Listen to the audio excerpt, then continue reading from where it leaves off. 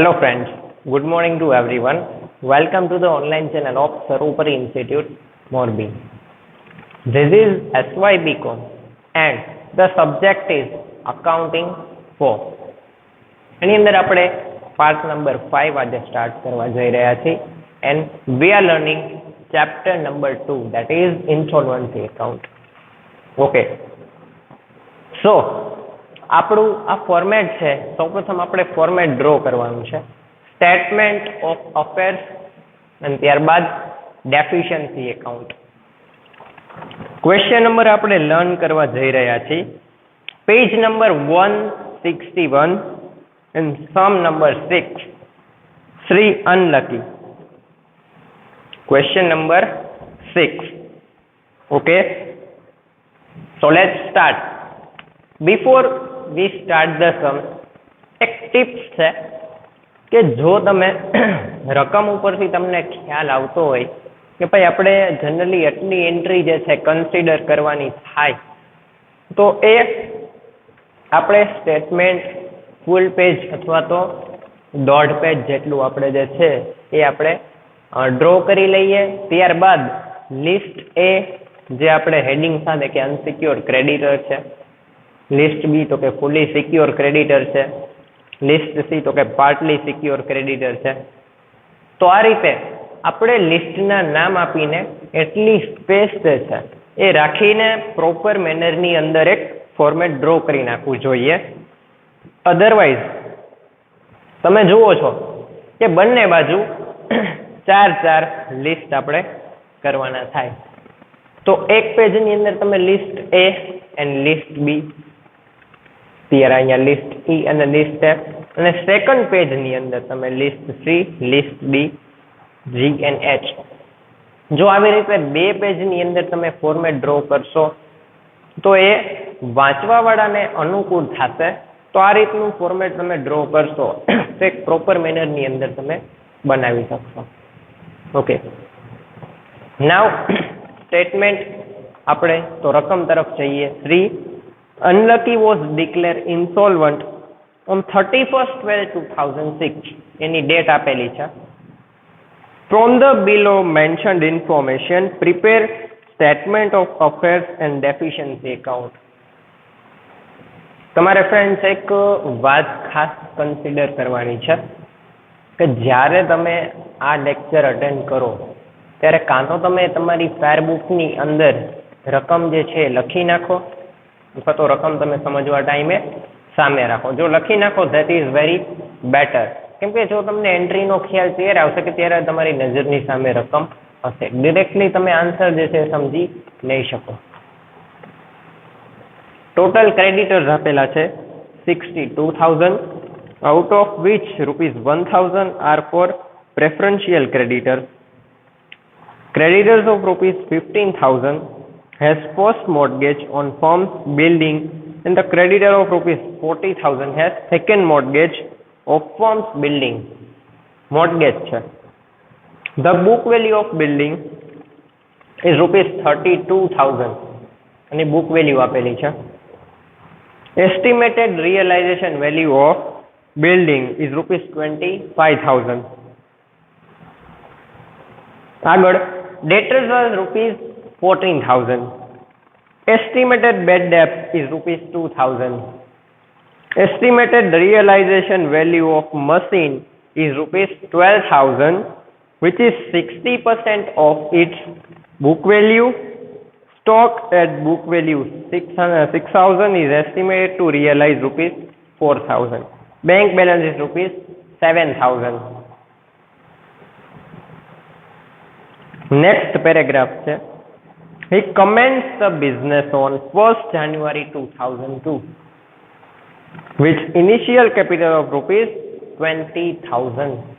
Initial capital means કે તમે જ્યારે બિઝનેસ સ્ટાર્ટ કરો ત્યારે તમારી જે શરૂઆતની મૂડી છે તેને ઇનિશિયલ કેપિટલ તરીકે ઓળખવામાં આવે, તો એને ઓપનિંગ કેપિટલ પણ કહી શકાય.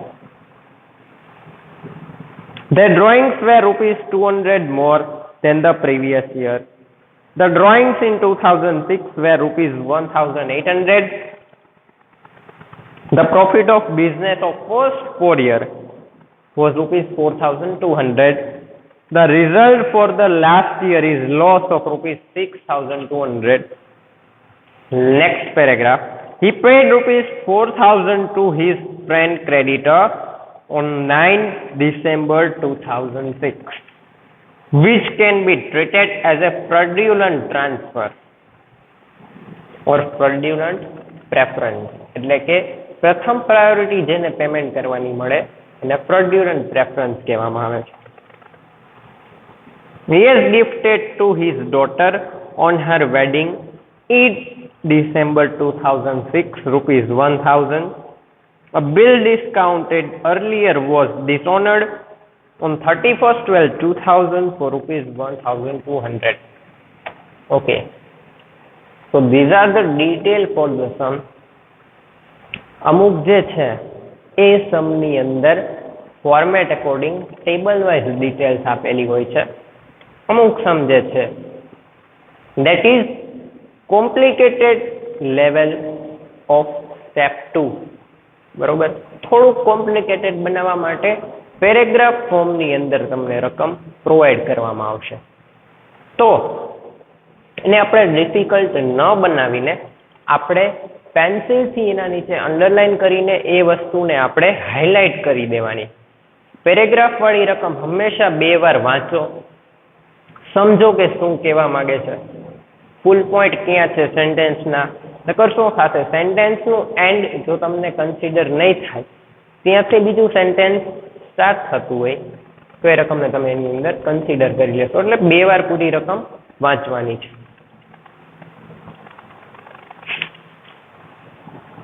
ઓકે, 62,000 ટોટલ ક્રેડિટર આપેલા છે. એની સામે the book value of building is 32,000.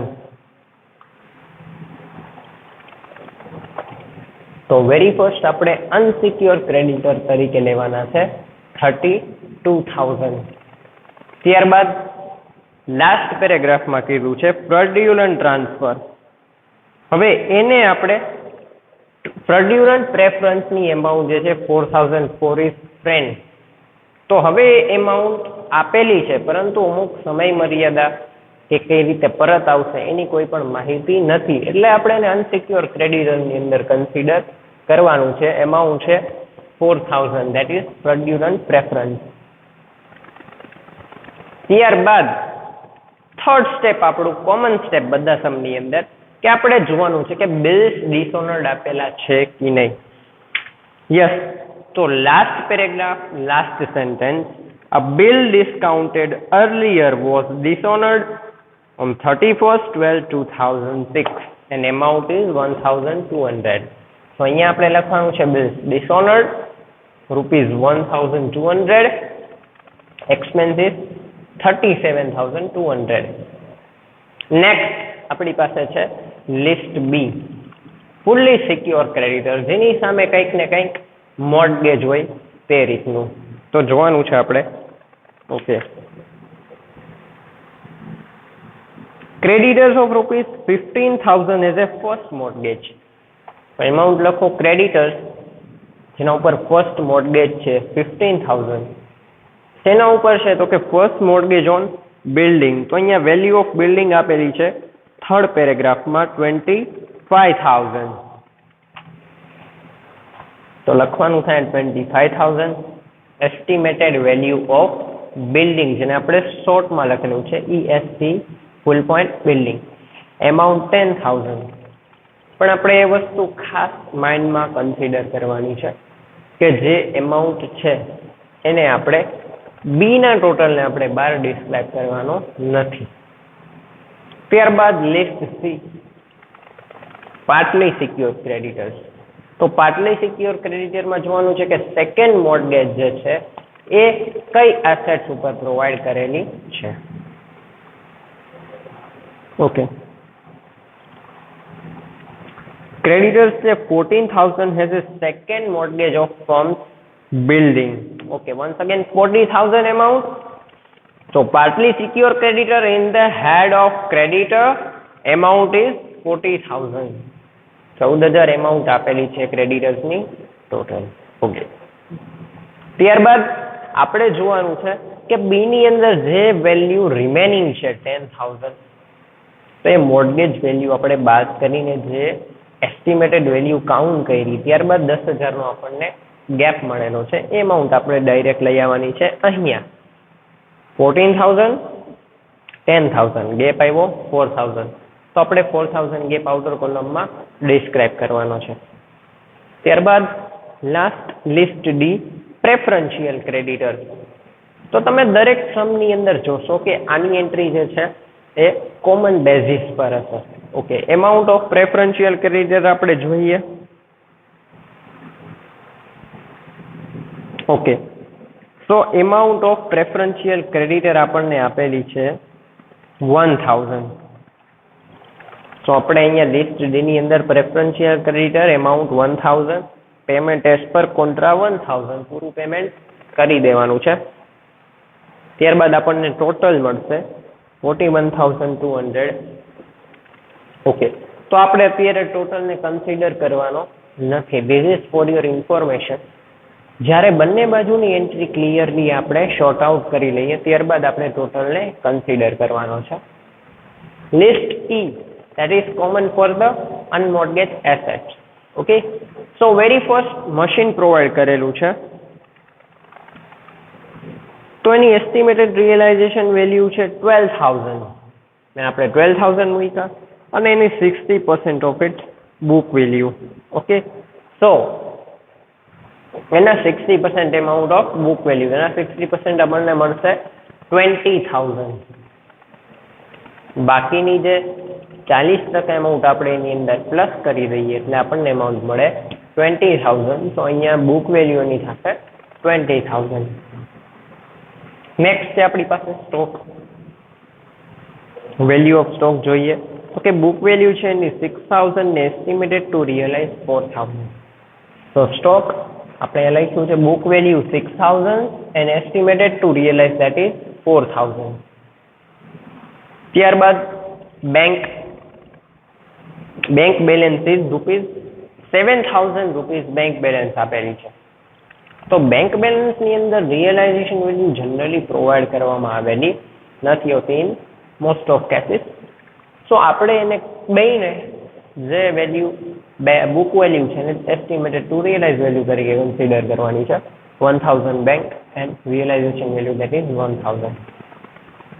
Fraudulent preference, એની અમાઉન્ટ ડાયરેક્ટ રિયલાઇઝેશન વેલ્યુની કોલમમાં મૂકવાની થશે. અહીંયા આપણે ડેશ કરશી અને એમાઉન્ટ ધેટ ઇઝ 4,000 ડિરેક્ટલી રિયલાઇઝેશન વેલ્યુમાં કન્સિડર કરવાની છે. ત્યારબાદ લિસ્ટ એફ. તો અમુક સમની અંદર આપેલા છે good debtor, doubtful debtor and bad debtor. ત્રણેય આપણે આ કોલમની નીચે ડિસ્ક્રાઇબ કરવામાં આવશે, પરંતુ અત્યારે જો વાત કરીએ તો ખાલી આપણને ડેટરની ઇન્ફોર્મેશન છે. તો ડેટરની ઇન્ફોર્મેશનમાં કેટલા ડેટર્સ આપેલા છે તો કે 14,000 જે છે એ બુક વેલ્યુ છે આની અંદર આપેલી છે, એન્ડ 12,000 જે છે એ એસ્ટિમેટેડ ટુ રિયલાઇઝ વેલ્યુ ડેટરની પ્રોવાઈડ કરેલી છે અકોર્ડિંગ ટુ ધ અમાઉન્ટ. તો ગુડ, ડાઉટફુલ, બેડ એ રીતે આપણે એને કન્સિડર કરવાની નથી, કેમ કે ઓનલી એક જ ડિટેલ પ્રોવાઈડ કરવામાં આવેલી છે. ત્યારબાદ લિસ્ટ જી, બિલ્સ રિસીવેબલ. યસ, તો અહીંયા આપણે જોશું એમાઉન્ટ નથી, તેમ છતાં પણ આપણે એની એન્ટ્રી કરેલી છે. Because of why, main heading આપણે ઓલવેઝ ડિસ્ક્રાઇબ કરવાનું છે. દેટ ઇઝ અવર સ્માર્ટનેસ, કે ભાઈ આપણે બિલ્સ રિસીવેબલ ત્યાં એમાઉન્ટ આપેલી નથી, પરંતુ લિસ્ટ જી જે છે એ બિલ્સ રિસીવેબલ માટે છે. ઇફ અમુક કેસીસમાં એવું થાય કે ભાઈ હિડન એડજસ્ટમેન્ટના ફોર્મમાં આપેલું હોય, અધરવાઇઝ એનીવે, તો આપણે એ વસ્તુને ખાસ કરીને ધ્યાનમાં લઈ શકીએ ને એમાઉન્ટ ડિસ્ક્રાઇબ કરી શકીએ. સો દેટ બિલ્સ રિસીવેબલ આપેલ નથી, પરંતુ ત્યાં આપણે ડેશ કરીને ડિસ્ક્રાઇબ કરવાનું થશે. Next, payment to preferential creditor. આ સ્ટેપ બધામાં કોમન છે. આ એમાઉન્ટ છે ડિરેક્ટલી આપણે લઈ લેવાની છે. અહીંયા એની માટે રકમમાં જોવાનું કંઈ પણ આવશ્યક નથી. 1,000 પછી આપણને ડેફિશિયન્સી બાદ કર્યા મળશે 9,200, 41,200, that is total of both side. તો તમે આની અંદર જોયું કઈ વસ્તુને આપણે મેઇનલી કન્સિડર કરી, તો કે આની અંદર આપણે મેઇનલી કન્સિડર જે વસ્તુ કરી છે એ છે જે એન્ટ્રી આપણે એલોકેટ કરી છે તે અકોર્ડિંગ ટુ ધ લિસ્ટ હોવી જરૂરી છે. ખાસ કરીને આપણે એમાં કઈ વસ્તુ ધ્યાનમાં લેવાની છે, તો કે ક્રેડિટરના જે એડજસ્ટમેન્ટ છે ને ખાસ કરીને ધ્યાનમાં લેવાના છે. મોર્ગેજ એના પર છે ખાસ કરીને કન્સિડર કરવાનું છે. અને એમાઉન્ટ, બુક વેલ્યુ અને રિયલાઇઝેશન વેલ્યુ તેની આપણને એન્ટ્રી કરવા સમયે ખૂબ જ સાવચેતી રાખવાની છે કે બંને વેલ્યુ સેમ કોલમની અંદર જે એમાઉન્ટ આપેલી છે કોલમની અંદર એન્ટ્રી થાય. તો આ થઈ ગયું આપણું statement of affairs. Now deficiency account. તો વેરી સ્ટાર્ટ ફર્સ્ટ ભાઈ he commenced the business on 1st January 2002 with initial capital of rupees 20,000. 20,000 ની ઇનિશિયલ કેપિટલ જેને આપણે ઓપનિંગ કેપિટલ તરીકે કન્સિડર કરીએ છીએ. So here we given opening capital amount that is 20,000. ત્યારબાદ their drawings were rupees 200 more than the previous year. Drawings 200 more. તો એક multiplication ને કેલ્ક્યુલેશન કરીને આપણે મંથ એકોર્ડિંગ જે છે તેને આપણે ડિવાઈડ કરીને જોવાનું છે. કઈ રીતે હું તમને દેખાડું છું એની ગણતરી. 2002 ની અંદર સ્ટાર્ટ કરે છે કમેન્સ ધ બિઝનેસ, તો ત્યારે 1000 છે. હવે 200 ઇન્ક્રીઝ કરીને આપણે ટોટલ લેવાનો થાય. તો in 2002 the value of the total drawings that is 1000. હવે 2006 સુધી એટલે કે 1800 થશે. પછી તમામનો ટોટલ કરવાનો છે. 2002 માં 1000, 2003 ની અંદર 1200, 2004 ની અંદર 1400, 2005 ની અંદર 1600, 2006 ની અંદર 1800. આવી રીતે લાસ્ટ યર આપણું 2008 છે ત્યાં સુધી જશે એટલે આપણને ટોટલ મળશે 7000. ત્યારે આપણે વેલ્યુ કન્સિડર કરવાની છે ડ્રોઈંગ. દરેક વર્ષની અંદર 200 નો વધારો કરીને આપણે રકમ દેખાડવાની થાય. ત્યારબાદ the profit of business first 4 year 4200. Profit આપેલો છે 4200. તો આપણે એને પ્લસ ની સાઈડ ડિસ્ક્રાઇબ કરીએ 4200.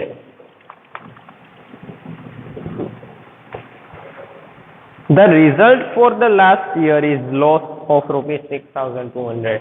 6200 રૂપિયાનો લોસ છે લાસ્ટ યર. તો માઇનસ સાઈડ આપણે એને કન્સિડર કરીએ 6200 amount of loss. After that આપણે ફ્રોડ્યુલન્ટ પ્રેફરન્સની એન્ટ્રી હતી. એ ફ્રોડ્યુલન્ટ પ્રેફરન્સની એમાઉન્ટ આપણી માટે અનસિક્યોર્ડ ટુ રિટર્ન. તો એ એમાઉન્ટને પણ આપણે માઇનસ સાઈડ ડિસ્ક્રાઇબ કરવાની છે 4000. ત્યારબાદ એક કોમન એન્ટ્રી છે for the bills dishonoured. Bills dishonoured there is also minus side 1200. તો આપણે એ ડિસ્ક્રાઇબ કરવાનું 1200 on minus side bills dishonored. Bad debt 2000. How this is possible? Debtors here we have 14,000 and realized 12,000. તો કે મૂળ કિંમત 14,000 છે, રિયલાઇઝ જે થઈ એટલે કે ઉપજેલ કિંમત 12,000 છે. તો બંનેનો ગેપ જે છે એ 2,000 નો છે. તો હવે એ 2,000 કિંમત જે છે એ આપણો લોસ થાય છે ધંધાનો. તો તેને આપણે બેડ ડેપ્ટ તરીકે કન્સિડર કરવાનો છે 2000 ઓન માઇનસ સાઈડ. લાસ્ટ આપણે જોવાનું છે કે મિલકતમાં શું નુકસાન થાય છે કે શું નફો થાય છે. વેરી ફર્સ્ટ તમારે માઇન્ડની અંદર એ ફિટ કરી દેવાનું છે કે મિલકત જે છે એની અંદર જનરલી ઘસારો આપણે દર વર્ષે ગણીને માઇનસ કરતા હોય એટલે એટલો આપણને લોસ થાય છે. તો એ માંડી વાળવાની રકમ થાય. ઓકે, વેરી ફર્સ્ટ બિલ્ડિંગની વેલ્યુ આપણી પાસે છે. તો બિલ્ડિંગમાંથી આપણે બુક વેલ્યુ માઇનસ જે રિયલાઇઝેશન વેલ્યુ છે એ આપણે બાદ કરીએ 25,000 value any estimated to realise છે, જ્યારે બુક વેલ્યુ 32,000 છે, તો લોસ થાય છે 7,000નો. તો અહીંયા લખીશું બિલ્ડિંગ લોસ ઓફ ₹7,000. મશીનરીની આપણી પાસે વેલ્યુ છે 20,000 જે છે એ બુક વેલ્યુ છે, 12,000 જે છે એ રિયલાઇઝિંગ વેલ્યુ છે. તો આપણને જે ગેપની એમાઉન્ટ મળે છે દેટ ઇઝ 8,000. તો 8,000 loss on machinery. Next come stock. તો સ્ટોકની વેલ્યુ 6,000 છે અને વૈધું એ રિયલાઇઝ ઉપજેલી કિંમત છે 4,000. તો 2,000નો લોસ આપણને અહીંયા થાય છે દેટ ઇઝ સ્ટોક લોસ. ત્રણેયનો ટોટલ આઉટર કોલમમાં 17,000 મૂકવાનો થશે. બંને બાજુનો ટોટલ કરશો એટલે 37,400 આપણને બંને બાજુ વેલ્યુ મળશે. તો ઇમ્પોર્ટન્ટ થિંગ, એક માસ્ટર કી છે સમની કે તમે ટોટલ કરવાની ઉતાવળ કોઈ દિવસ ન કરો. બીકોઝ ઓફ વાય, પહેલા તમે કન્ફર્મ કરી લો કે એક પણ એન્ટ્રી રહી ન જવી જોઈએ. એની માટે થઈને તમે પેન્સિલથી ટિક માર્ક કરીને પ્રોપરલી દરેક એન્ટ્રીને કન્સિડર કરીને એકાઉન્ટની અંદર તમે દર્શાવો તમામ એન્ટ્રીને. ત્યારબાદ જો કંઈ પ્લસ માઇનસ થયા બાદ આ રીતે લોસ કન્સિડર કરવાના થાય, વધારો, ઇન્ક્રીઝ, ડિક્રીઝ, તો આ પ્રકારના વધારા ઘટાડાને તરત એકાઉન્ટની અંદર આપણે કન્સિડર કરવા જરૂરી છે. ત્યારબાદ એન્ટ્રી કન્ફર્મ કરીને તમે ટોટલ તરફ જાઓ. So this is completion of statement of affairs and this is deficiency account. Thank you.